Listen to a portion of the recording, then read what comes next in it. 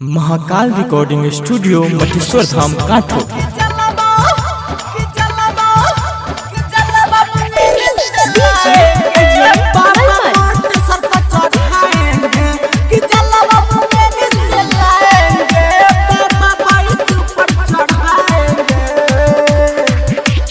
बहुत पीले चिलम चिलम नहीं करेंगे तनियो विलम, कामर लेके जाएंगे बोलबो। भोला भंडारी है त्रिपुरारी है, किसी से रहेंगे नहीं कम। अरे प्यास अपने अंदाज में। बहुत पीले चिलम चिलम नहीं करेंगे तनियो विलम, कामर लेके जाएंगे बोलबो।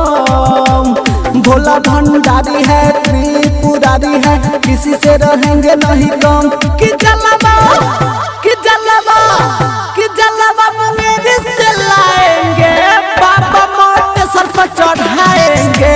कि जलवा मेरे से लाएंगे, बाबा बैठ ऊपर चढ़ाएंगे। कि जलवा कि जलवा कि जलवा मेरे से लाएंगे, बाबा मोटे सर पर चढ़ाएंगे। कि जलवा मेरे से लाएंगे, बाबा बैठ ऊपर चढ़ाएंगे।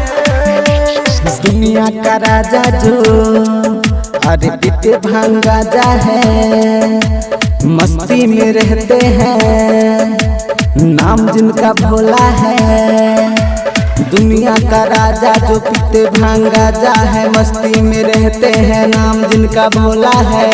कि जलवा कि जलवा कि जलवा मेरे से लाएंगे, बाबा मोटे सर पर चढ़ाएंगे। कि जलवा मेरे से लाएंगे, बाबा बैठ ऊपर चढ़ाएंगे। महाकाल रिकॉर्डिंग स्टूडियो मटेश्वर धाम काठो।